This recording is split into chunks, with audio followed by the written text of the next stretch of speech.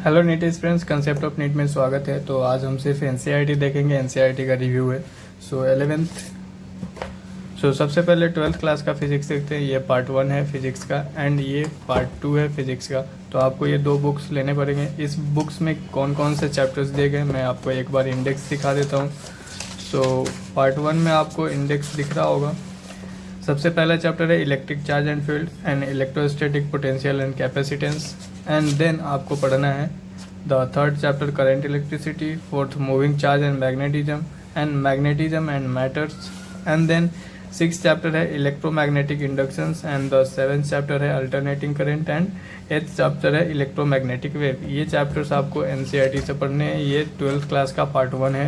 And then part 2 में आपको कौन कौन से चैप्टर पढ़ने हैं ये एनसीईआरटी में इसलिए बता रहा हूँ क्योंकि एनसीईआरटी के इंडेक्स क्वेश्चन और इंटेक्स क्वेश्चन और आपको एनसीईआरटी के ग्राफ्स और फॉर्मूले ध्यान रखने हैं, इसलिए एनसीईआरटी ज़रूर पढ़ो। यहाँ पे आपका चैप्टर नंबर 9 जो कि ray optics and optical instrument है, chapter number 10 wave optics and chapter number 11 जो है dual nature of radiation and matter है, एंड चैप्टर नंबर 12 जो कि आपको atom, and chapter number 13 nuclei, chapter number 14 semiconductor semi electronics. इतने ही आपको चैप्टर 12th क्लास के फिजिक्स में पढ़ने हैं। एंड देन बात करते हैं 11th क्लास के फिजिक्स के लिए। तो 11th क्लास के फिजिक्स में कौन कौन से चैप्टर पढ़ने हैं वो आपको एनसीईआरटी से ही पढ़ने हैं। एनसीईआरटी फॉलो करने ही करने हैं, आप चाहे किसी भी कोचिंग इंस्टीट्यूट में पढ़ रहे हो। मैं आपको एक बार इंडेक्स दिखा देता हूँ। पहला चैप्टर है यूनिट एंड मेजरमेंट्स, दूसरा चैप्टर है motion in straight line, third chapter है motion in plane, fourth chapter है लॉज ऑफ मोशन जिसमें कि आपको न्यूटन्स लॉ ऑफ मोशन वगैरह मिल जाएगा। And then work power energy and 6th chapter है सिस्टम ऑफ पार्टिकल जिसमें रोटेशन मोशन आएगा। एंड 7th है ग्रेविटेशन। ये आपको पार्ट 1 में पढ़ना है। एंड पार्ट 2 में आपको 11th क्लास के पार्ट 2 में आपको कौन कौन से चैप्टर पढ़ने हैं वो आप देख लो। यहाँ पे chapter number 8 mechanical properties of solid and mechanical properties of fluid and the thermal properties of matter जिसमें थर्मोडायनेमिक्स में आता है। ये इसमें 4 चैप्टर्स आते हैं। थर्मोडायनेमिक्स भी पढ़ने हैं 11th chapter. And 12th chapter kinetic theory and 13 chapter है ओसिलेशन जिसको एसएचएम भी बोलते हैं। एंड यहाँ पे wave optics and wave motion, ये वेव मोशन है। आपको इतने चैप्टर 11th के फिजिक्स में पढ़ने हैं। तो टोटल मैंने अभी फिजिक्स के बारे में बता दिया। एनसीईआरटी आपको फॉलो करने ही करने हैं। एनसीईआरटी फॉलो क्यों करने हैं? क्योंकि एनसीईआरटी से ही डायरेक्ट क्वेश्चंस आते हैं। अब बात करते हैं 12th क्लास की केमिस्ट्री के लिए। तो ये 12th क्लास की केमिस्ट्री पार्ट 1 है और ये पार्ट 2 है। तो पार्ट 2 जनरली ऑर्गेनिक केमिस्ट्री के लिए है, यही आपको पढ़ना है। पार्ट 1 में फिजिकल केमिस्ट्री है। तो पार्ट 1 में देखते हैं। पहला है solution, electrochemistry, chemical kinetics and D and F block and coordination compound. यहाँ पे पी ब्लॉक्स नहीं है, तो पी ब्लॉक्स के लिए आपको ओल्ड एनसीईआरटी फॉलो करने पड़ेंगे। तो ओल्ड एनसीईआरटी से पीडीएफ आप फाइंड आउट कर सकते हो। देन 12th क्लास का पार्ट 2 देखते हैं। पार्ट 2 में जनरली आपको ऑर्गेनिक केमिस्ट्री पढ़ना है। Halo alkane, hello Adin and alcohol floor ether, aldehyde ketone, carboxylic acid, जितना आपको एनसीईआरटी में दिया है उतना ही पढ़ना है। एमीन एंड बायोमोलिकुल्स आपको इतने ही चैप्टर पढ़ने हैं। पॉलीमर नहीं है तो वो चैप्टर नहीं पढ़ने हैं, सिर्फ एनसीईआरटी आपको फॉलो करने हैं। अब बात करते हैं 11th क्लास की एनसीईआरटी। 11th क्लास की एनसीईआरटी ये पार्ट 1 है।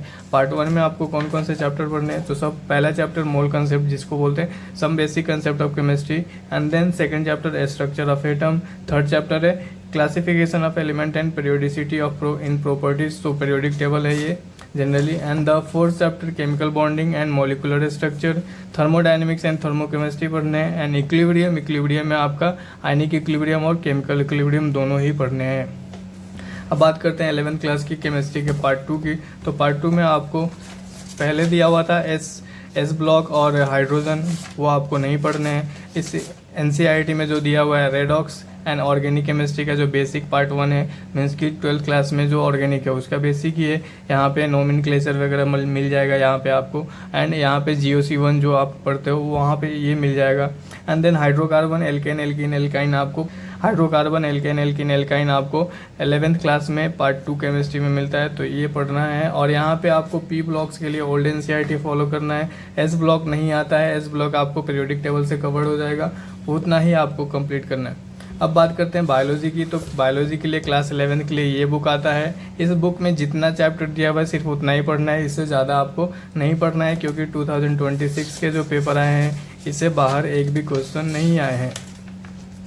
तो आप देख सकते हो पहला यूनिट है इसमें living world, biological classification, plant kingdom, animal kingdom. And 5th chapter है morphology, anatomy in in flowering plant and structural organisation in animal.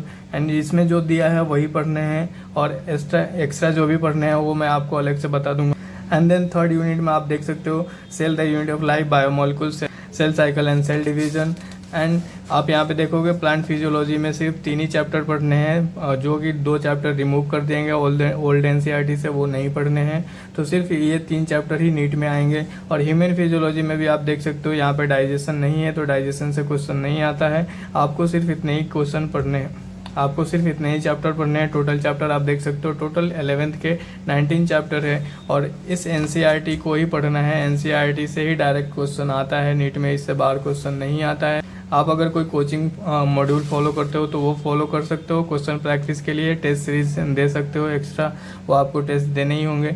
और आपको सिर्फ और सिर्फ ज़्यादातर कोशिश करना है कि जो एनसीईआरटी है उसको अच्छे से फॉलो करना है। एक एक लाइन आपको याद होना चाहिए और एनसीईआरटी के कंसेप्ट आपको आना चाहिए। ये 12th क्लास का एनसीईआरटी है, इसमें आपको इंडेक्स दिखा देता हूँ। यहाँ पे रिप्रोडक्शन से एक चैप्टर हटा दिया गया है जो नहीं पूछा जाता है, लेकिन वो चैप्टर के कंसेप्ट इस चैप्टर में भी आपको मिल जाते हैं, इस वजह से वो चैप्टर हटा दिया गया है। Sexual reproduction in flowering plant, human reproduction, reproductive health and ये हो गया 6th यूनिट में। 7th यूनिट में आप देख सकते हो जेनेटिक एंड इवोल्यूशन में जेनेटिक्स का पार्ट 1 जिसको बोलते हैं principle of inheritance and variation, part 2 में molecular basis of inheritance and last में इवोल्यूशन पढ़ना होता है। देन आपको human health and disease and microbes in human welfare and the biotechnology में 2 चैप्टर जिसमें कि principle and process first and biotechnology and its application आपको नेक्स्ट पढ़ना होता है, जो कि 10th चैप्टर है। यहाँ पे आप टोटल चैप्टर देखोगे, इकोलॉजी से भी एक चैप्टर रिमूव कर दिया गया, तो यहाँ पे आपको टोटल 12th क्लास के बायोलॉजी में टोटल कंप्लीट आप देखोगे तो 13 चैप्टर है और 11th में आपने देखा 19 चैप्टर है। तो इतने ही चैप्टर आपको पढ़ने हैं, इससे ज़्यादा क्वेश्चंस नहीं पूछे जाएंगे। सिर्फ आप इतना ही एनसीईआरटी पढ़ो। जो एडिशनल बुक है जो आपको एनसीईआरटी के अलावा पढ़ना है, तो अगर आप किसी कोचिंग से एनरोल्ड हो तो कोचिंग का मॉड्यूल पढ़ो और कोचिंग के सारे मॉड्यूल के क्वेश्चन एक्सरसाइज सॉल्व करो। और एनसीईआरटी तो पढ़ना ही है। एनसीईआरटी अगर नहीं पढ़ोगे तो नीट में सिलेक्शन नहीं होगा, क्योंकि डायरेक्टली एनसीईआरटी से ही क्वेश्चंस आते हैं, तो ध्यान रखना है।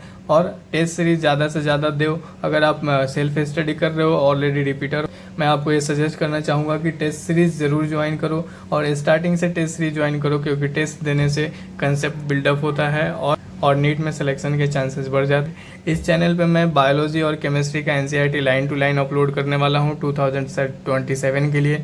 वो 2027 एग्जाम से पहले सारे NCERT line to line biology और केमिस्ट्री एटलीस्ट ये मैं कंप्लीट कर दूंगा।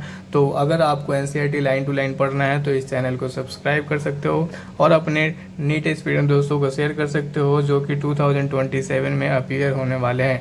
So stay connected, all the best again.